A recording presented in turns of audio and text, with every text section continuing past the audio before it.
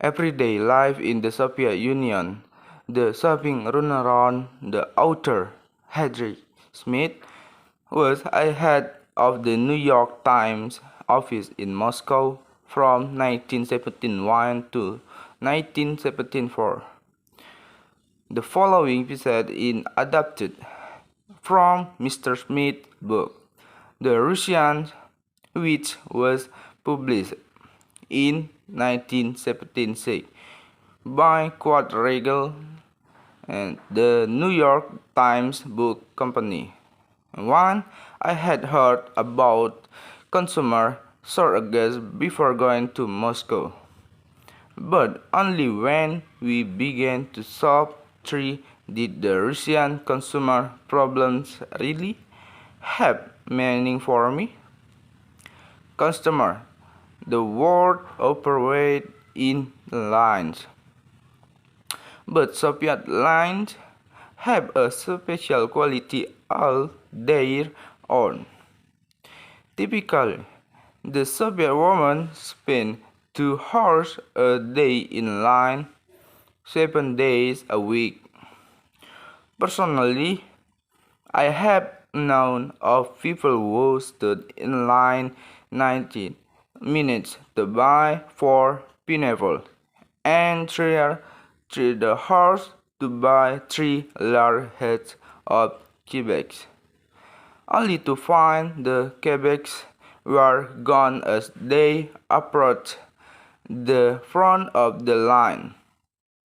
Lines can run from a few yards to nearly a mile.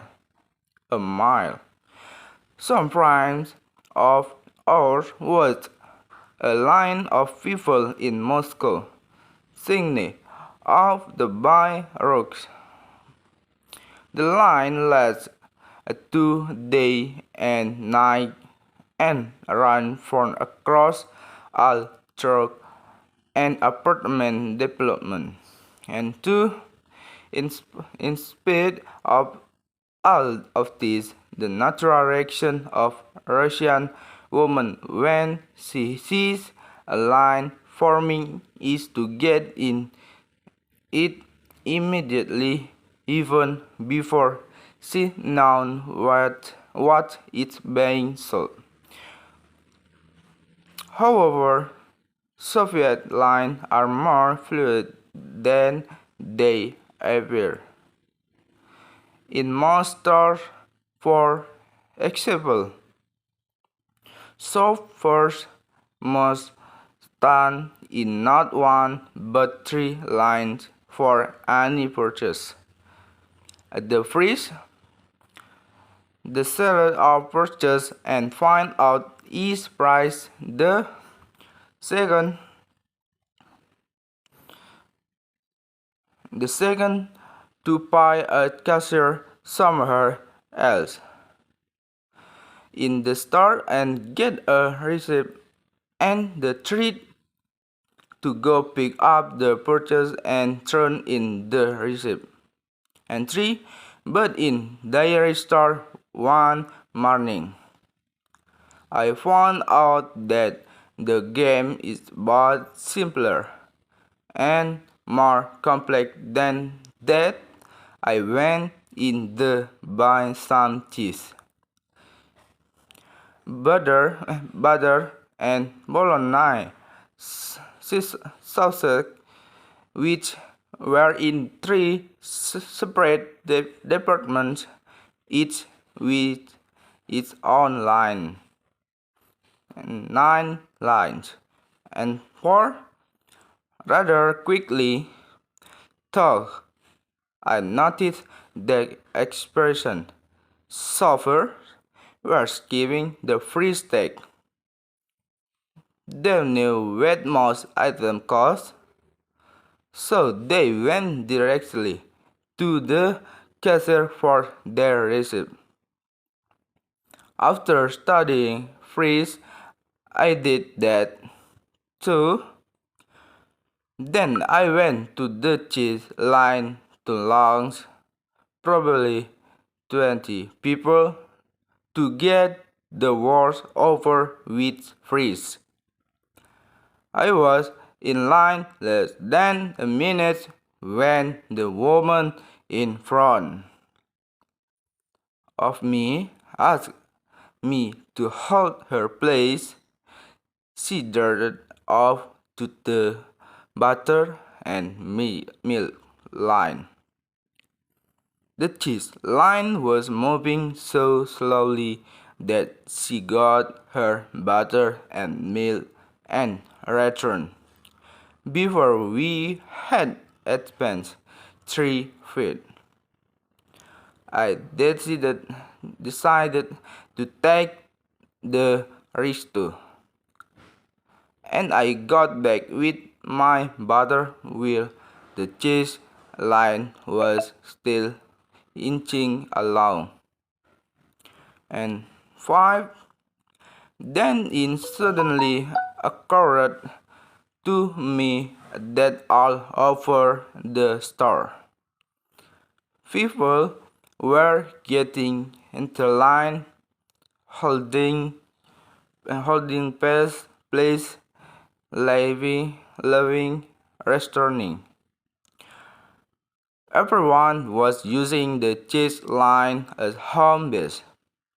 That was why it was barely moving. It kept expanding in the middle. So I got the man behind me to hold my place, and I went off to buy my bologna.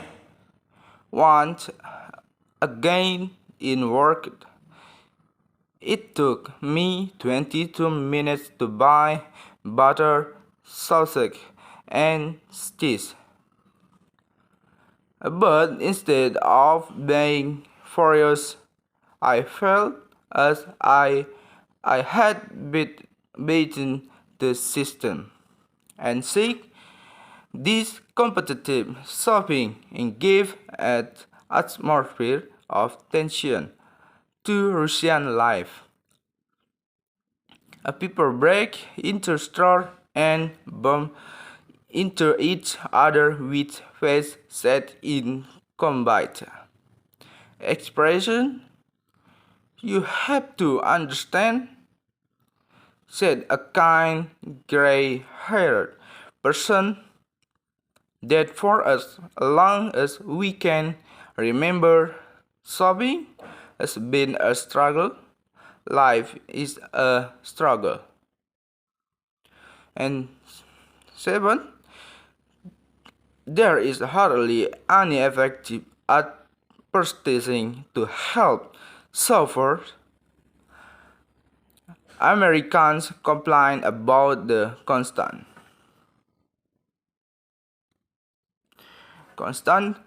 commercial in the United States, but they might reconsider if they were exposed to the consumer blackout in Russia. A typical Soviet ad might be, "If you want life to arrive all egg and be beautiful, a mother truck and truthful, drink tea, most newspaper published without ads. The server has no handy yellow pages or daily newspaper, supermarket or department store." As to help her decide where to shop, egg Burberry is widespread, low paid, and Motel Hilly. Sales cars take a portion of attractive items and sell them secretly to regular customers who have either left a brief in advance or can be count on to pay a high price on delivery. Then to 15 rubles on a 16 rubber raincoats in standard. In 1976, the rubber was equivalent. So common in this practice that the Soviet press is always complaining about it, but is but it doesn't do any good. Crocodile, the Soviet humor magazine, once showed a department store employee promoting some newly arrived item their customer in the leather goods department. Imported women purses have been rated 450 of them have been bought by store employees.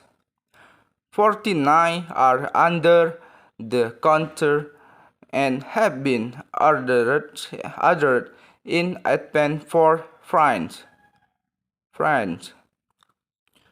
One purse in the display window.